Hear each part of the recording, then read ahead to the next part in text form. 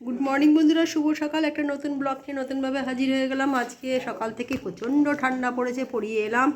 এসে যেটা হচ্ছে, আজকে একজন বাড়িতে আছে কিন্তু আজকে তার শরীরটা ভালো নেই, আজকে খেলতে যায়নি। সকালে উঠেই শরীরটা ভালো লাগছে না, গা হাত পা প্রচণ্ড ব্যথা হয়েছে, পায়ে সিট টান আছে, কদিন ধরে সিট টানটাও হয়েছে, সর্দিও লেগে গেছে, কালকে ঠান্ডাটা লাগিয়ে ফেলেছে। তো যেটা হয়েছে সেটা হচ্ছে এখানে দেখতেই পাচ্ছেন। তো চলুন, শুভ সকালে ভালোবাসা রইল। চলে এলাম বন্ধুরা শনিবারে দুপুরে লাঞ্চ নিয়ে। আজকে ছেলে বাড়িতে আছে, কারণ শরীরটাও সকাল থেকেই ভালো না, প্রথমত ঠান্ডা লেগেছে, সরি, আর তার মধ্যে গা হাত পা প্রচণ্ড ব্যথা, পায়ে একটু শীতটানো ধরেছে, তার জন্য আজকে যায়নি। তো আজকে ও তো সকালবেলার দিকে থাকেই না, বেরিয়ে যায়। তো সেই জন্য আজকে ওর অনারে যেটা যেটা করে দিয়েছি সেটা হচ্ছে ভাত, একটু ঝুড়ি আলু ভাজার কি বলে পাঁপড় ভাজা, পাঁপড় আছে এখানে, দেবো আরও। আর ওর হচ্ছে ডাল করে দিয়েছি, শুক্তো করেছি আজকে আমাদের জন্য, ওকে একটু দিয়েছি। আলু ফুলকপি অল্প করে ওকে দিয়েছি, ও খায় না যেহেতু, আমাদের জন্য করেছে। পোস্ত করেছি আর দই মাছ, এটাই হয়েছে আজকে দুপুরের কি বলে লাঞ্চ। চলুন, শুভ দুপুরের অনেক শুভেচ্ছা আর ভালোবাসা। খাবারটা ওকে দিয়ে দিয়ে অনেক বেলা হয়ে গেল, তারপর আমি আর আমার হাজব্যান্ড বসবো। আজকে ঠান্ডাটা ভালোই আছে, কিছু করার নেই। ঠান্ডা থাকলে ভালোই লাগে, আবার বেশি ঠান্ডা থাকলে ভালো লাগে না। তো ঠান্ডাটা ভালোই আছে, হট করে ঠান্ডাটা পড়ে গেছে। চলুন খাবারটাকে দিদি, পরে আবার আসছি। চলে এলাম বন্ধুরা, সন্ধেবেলা গেছিলাম পড়াতে, পড়িয়ে ফিরলাম। আজকে কিন্তু ভালো ঠান্ডা আছে, আর এমনিতে আমার সর্দি একটু হয়েছে। আর এসে যেটা হচ্ছে, সবাই চা নিয়ে বসে পড়েছি, মানে করে খাওয়া হচ্ছে। একজন ঠান্ডা করছে, আর একজন এখানে চা হাতে করে নিয়ে বসে আছে।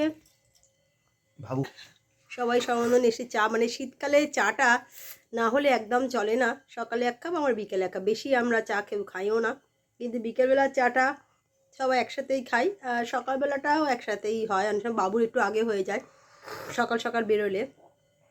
তো চলুন চাটা খেয়ে নিই, খেয়ে একটু বেরোবো, টুকিটাকি দু একটা জিনিস কেনার আছে, সেগুলো কিনে তারপর আবার রাতে আসছি। কথা চলে এলাম বন্ধুরা, সন্ধেবেলা একটু বেরিয়েছিলাম, টুকিটাকি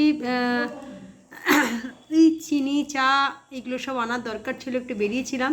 তো বেরিয়ে আসার সময় যেটা নিয়ে এলাম সেটা হচ্ছে, অনেকদিন বাদে গরম গরম মোমো নিয়ে এসেছি। আজকে সবাই মিলে একটুখানি মোমোই খাবো, সন্ধেবেলা জল খাবার, আজকে মোমো খাবো বলে সবাই মিলে নিয়ে এলাম। তো খুব ভালো লাগলো, এত ঠান্ডা, ঘরে এত খারাপ লাগছে, কিন্তু বাইরে বেরিয়ে কিন্তু এতটা মনে হচ্ছিল না, ঠান্ডার সঙ্গে হয়তো অ্যাডজাস্ট করে নিয়েছিলাম।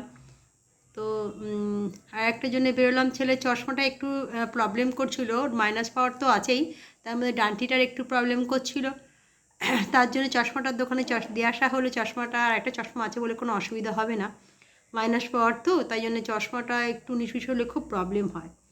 তো তার জন্য কিছুটা সময় গেল, চশমার দোকান থেকে একটু ঘুরে এইমাত্র ঢুকলাম। চলুন ওকে দিয়ে দিই, পরে এসে কথা। ঠান্ডাটা আছে, তবে কালকে ঠান্ডাটা না বেশি ঠান্ডা পড়েছিল আমার মনে হয়। আজকে আমি বেরিয়েছিলাম, কালকেও বেরিয়েছিলাম, কিন্তু কালকে যেন বেশি ঠান্ডা লাগছিল।